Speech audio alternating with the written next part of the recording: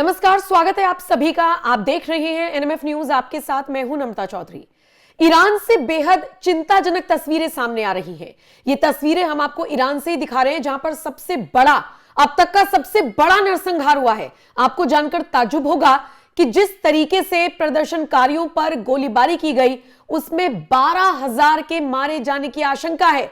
हालांकि यह आंकड़ा एक पक्ष की तरफ से दिया गया है, दूसरा पक्ष कह रहा है कि 2400 लोगों की मौत हुई है। हालांकि इसमें तीसरा पक्ष यह भी कह रहा है, क्योंकि वहां पर इंटरनेट बंद है, पूरी तरीके से ब्लैकआउट है, किसी पत्रकार को वहां पर जाने नहीं दिया जा रहा है। ऐसे में हो सकता है 12,000 से भी ज्यादा संख्या हो। आप सोचिए, एक सुबह आप उठते हैं और आपको एक जगह पर लाशों के ढेर पड़े हुए दिख रहे हैं। ठीक उसी तरीके का नजारा ईरान की राजधानी समेत अलग अलग शहरों में देखने को मिल रहा है। और सबसे बड़ी बात, डोनाल्ड ट्रंप की इसमें डायरेक्ट एंट्री हो गई है और वो सीधे तौर पर कह रही हैं कि जिन्होंने इन प्रदर्शनकारियों पर हमला किया, हम उनसे बदला लेंगे। यानी कि अगला नंबर खामेनेई का है। इस बात का ऐलान डोनाल्ड ट्रंप की तरफ से लगातार किया जा रहा है। लाशों के ढेर ईरान में लगे हुए हैं और अंदाजा आप इसी बात से लगा सकते हैं कि अभी भी प्रदर्शनकारी पीछे हटने को तैयार नहीं है। लड़कियां हिजाब का विरोध कर रही हैं। कैसे कर रही हैं? जैसे कि आप तस्वीर देख रही हैं, सिर पर से हिजाब हटाकर उसके बाद कुछ ऐसे कैप्शंस टी शर्ट पर लिखे गए हैं जिसमें सीधे तौर पर खामेनेई को गालियां दी जा रही हैं। यानी कि वहां का युवा न सिर्फ परेशान है वहां की गिरती हुई अर्थव्यवस्था से, महंगाई से, बेरोजगारी की समस्या से, बल्कि ट्रंप जिस तरीके से बैक सपोर्ट दे रहे हैं, आप ये मानकर चलिए कि अभी ये प्रदर्शन और ज्यादा उग्र होगा। और माना तो ये भी जा रहा है कि हिंसा जब बढ़ेगी तो इसका सीधा खामियाजा खामेनेई पर होगा। क्यों होगा? ये आप इस बात से समझिए कि ये जो कार्रवाई हुई है, ईरानी सुरक्षा बलों ने की है, आईआरजीसी और बासिज ने की है, प्रदर्शनकारियों पर सीधे लाइव गोला बारूद दागे गए हैं। यह कार्रवाई सर्वोच्च नेता अयातुल्ला अली खामेनेई के सीधे आदेश के बाद हुई है और उसके बाद लाशों के ढेर लग गए। 12,000 का आंकड़ा एक पक्ष दे रहा है।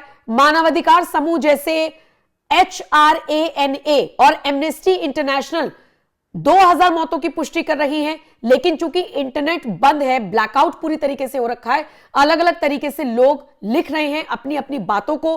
भारत में भी इसकी चर्चा हो रही है, हर जगह पर यही बात छपी हुई है, जिसका अंदाजा आप इन तस्वीरों को देखकर लगा सकते हैं।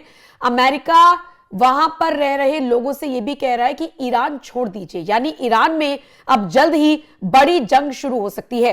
यह तो रही ईरान की बात। अब सवाल उठता है कि बाकी देशों पर इसका कैसा असर पड़ रहा है। क्या आप जानते हैं, नेपाल की सरकार ने नेपाल के अंदर भी एडवाइजरी जारी कर दी है।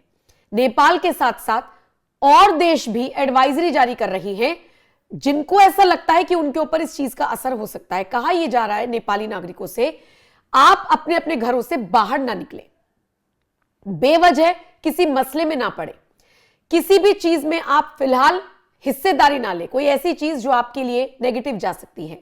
ये सारी चीजें नेपाल में हो रही है। कब हो रही है? जब ऑलरेडी यहां पर जेनजी रेवोल्यूशन के बाद तख्ता पलट हो चुका है। क्या एक बार फिर नेपाल में भी तख्ता पलट की आहट है? क्योंकि जिस तरीके से नेपाल में तख्ता पलट पहले कराया गया था, उसका बहुत ज्यादा फायदा अमेरिका को होता हुआ नजर नहीं आ रहा। और देखिए, कहीं पर भी अगर सडन गवर्नमेंट का टॉपल होता है, यानी कहीं पर भी अगर अचानक से सरकार गिरती है, तो उसमें डीप स्टेट का डायरेक्ट या इनडायरेक्ट इन्वॉल्वमेंट होता है। बांग्लादेश आप देख लीजिए, आप श्रीलंका देख लीजिए, थोड़ा पीछे आपको जाना होगा, आप ईरान में अब देख रहे हैं, आपने वेनेजुएला में देखा, हमने नेपाल में देखा। भारत से लगते हुए जितने भी पड़ोसी देश हैं, उनमें भी तख्ता पलट कराने की कोशिश की गई। पिछले 5 सालों में 4-5 देशों में ऐसा हुआ है और अचानक से सब कुछ स्थिर चल रहा था, वो अस्थिर हो गया। राष्ट्रपति को भागना पड़ रहा है, प्रधानमंत्रियों को भागना पड़ रहा है। शेख हसीना का हम सब ने जिस तरीके से उनको भगाया गया, वो हम सब ने देखा था। फिलहाल ये जो तस्वीरें ईरान से सामने आई है, ये बड़ी दर्दनाक तस्वीरें इसलिए हैं क्योंकि एक देश का हाल कैसे कर दिया गया है अमेरिका की तरफ से, उसका अंदाजा सीधे तौर पर लगाया जा सकता है। फिलहाल हम बात कर रहे हैं नेपाल की। नेपाल सरकार ने 13 जनवरी को अपने नागरिकों के लिए बाकायदा एक औपचारिक एडवाइजरी जारी की है। ईरान की तस्वीरों को देखने के बाद, ईरान के हालातों को देखने के बाद जो एडवाइजरी जारी की गई है, उसमें क्या कहा गया है? ईरान में रह रहे नेपाली नागरिक अपने घर के अंदर रहें, जब तक बहुत जरूरी ना हो घरों से बाहर ना निकलें, सुरक्षित स्थानों पर ही रहें। स्थानीय अधिकारियों द्वारा जारी सुरक्षा निर्देशों का सख्ती से पालन करें और प्रदर्शन वाले इलाकों या भीड़भाड़ वाली जगहों से दूरी रहें। यात्रा को स्थगित करें। जो नेपाली नागरिक फिलहाल ईरान जाने की योजना बना रहे हैं, उन्हें अपनी यात्रा तब तक टालने को कहा गया जब तक कि वहां परिस्थिति सामान्य नहीं हो जाती। नेपाल सरकार ईरान में रहने वाले नेपाली नागरिकों के लिए भी यह आदेश जारी कर रही है, और जो नेपाल में लोग रह रहे हैं उनसे भी कहा गया है कि आपके जो रिश्तेदार हैं या अगर आप ईरान जाने की प्लानिंग कर रहे थे तो आपको भी सतर्क रहना होगा। अब नेपाल में इस चीज का किस तरीके से असर पड़ रहा है ये भी हम सब देख रहे हैं, क्योंकि नेपाल एक ऐसा देश बन चुका है, भले ही वहां पर 3 से 4% मुसलमान हो, लेकिन उससे ज्यादा इंपैक्ट हमने देखा अमेरिका का। तभी तो वहां पर अचानक से सरकार गिरी, जेनजी रेवोल्यूशन हुआ, मारकाट मची, हम सब ने देखा कैसे निशाना बनाया जा रहा था वहां पर भी। तो नेपाल के हालातों से हम सब वाकिफ हैं, और अब नेपाली नागरिकों को, चाहे वो नेपाल में रह रहे हो चाहे ईरान में रह रहे हो, नेपाल सरकार ने एडवाइजरी जारी की है। क्या देखकर आप समझ ही सकते हैं, लाशों के ढेर ईरान में लगे हुए हैं। ये तस्वीरें बताने के लिए काफी हैं। अच्छा, ये तो रही प्रोटेस्ट की बात। प्रोटेस्ट के बाद खामेनेई के आदेश पर ईरान की सेना ने जिस तरीके से प्रदर्शनकारियों को मारा है, उसके बाद डोनाल्ड ट्रंप की डायरेक्ट एंट्री हुई है। डोनाल्ड ट्रंप ने ट्वीट करते हुए लिखा है कि मदद आ रही है, हम मदद भेज रहे हैं। इसका मतलब क्या है कि क्या वो खामेनेई के विरुद्ध अमेरिका में अपनी सेना को तैनात करने जा रहे हैं? क्या ईरान के खिलाफ अब सबसे बड़ी जंग शुरू होने जा रही है?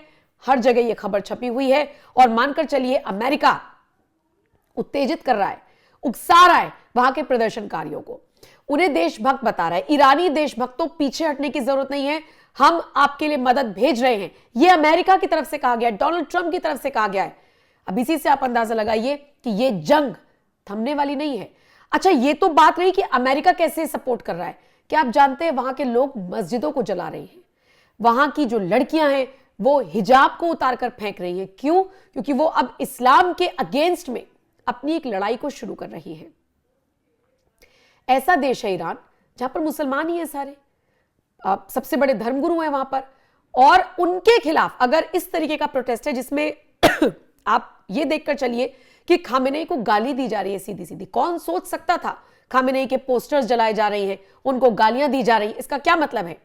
ईरान में तख्ता पलट तो होकर रहेगा। सपोर्ट किसका मिल रहा है? अमेरिका का। शायद इसीलिए ये आम लड़की खास इसलिए हो गई क्योंकि इसने न सिर्फ खामेनेई को, मतलब ये सोचिए कि जवाब दिया है, बल्कि हिजाब उतारकर फेंकने का मतलब ये है कि जो कुरीतियां इस्लाम में इनको नजर आती हैं, ये सब अब उसके अगेंस्ट में अपनी बात रखने के लिए तैयार हैं। अब ये जो तख्ता पलट होने की कगार पर है ईरान, इसका कितना फायदा ईरान के डेवलपमेंट पर होगा, ये देखने वाली बात होगी। लेकिन फिलहाल नेपाल भी सतर्क है, अपने नागरिकों के लिए एडवाइजरी जारी कर दी है, जो नेपाल में रह रहे हैं उनके लिए भी और जो ईरान में रह रहे हैं उनके लिए भी। अब क्या बदलाव होगा, देखने वाली बात होगी। फिलहाल इस खबर पर आपकी क्या राय है, कमेंट करके बताइएगा। बाकी अपडेट्स के लिए आप एनएमएफ न्यूज देखते रहिए। नमस्कार।